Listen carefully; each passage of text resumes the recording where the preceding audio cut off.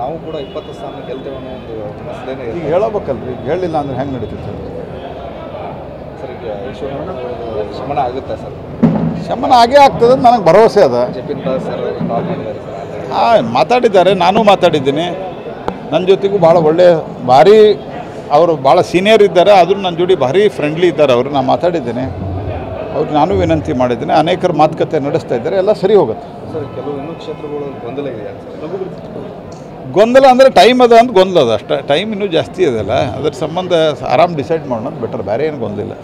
ಇನ್ನು ಉಳಿದಿದ್ದು ಯಾವಾಗ ಆಗ್ಬೋದು? ಇನ್ನೊಂದು 3-4 ದಿವಸದಾಗ ಆಗ್ತದೆ. ಬದಲಾವಣೆ ಆಗ್ತಾರೆ ಲೋಕಸಭಾ ಚುನಾವಣೆ ನಂತರ? ಅಲ್ಲ, ಈಗ ಅದು ಕಾಂಗ್ರೆಸ್ ಪಾರ್ಟಿಯ ಆಂತರಿಕ ವಿಚಾರ. ಅದು ಲೋಕಸಭೆ ಚುನಾವಣೆಗೂ ಅದಕ್ಕೆ ಏನು ಸಂಬಂಧ ಇಲ್ಲ ನನ್ನ ಪ್ರಕಾರ. ಚುನಾವಣೆಗೆ ಸೀಟ್ ಕಡಿಮೆ ಬಂದರೆ ಸಿದ್ದರಾಮಯ್ಯನವ್ರನ್ನ ಇಳಿಸ್ತಾರೆ ಹೈಕಮಾಂಡ್ ಅವರು ಅಂತ. ಅಲ್ಲ, ಸಿದ್ದರಾಮಯ್ಯನವ್ರಿಗೆ ನೋಡ್ರಿ, ಲೋಕಸಭಾ ಚುನಾವಣೆ ಬೇರೆ, ವಿಧಾನಸಭಾ ಚುನಾವಣೆ ಬೇರೆ. ಲೋಕಸಭೆಯಲ್ಲಿ ಜನ ನರೇಂದ್ರ ಮೋದಿ ಅವರ ನೇತೃತ್ವವನ್ನು ನೋಡಿ ಓಟ್ ಹಾಕ್ತಾರೆ.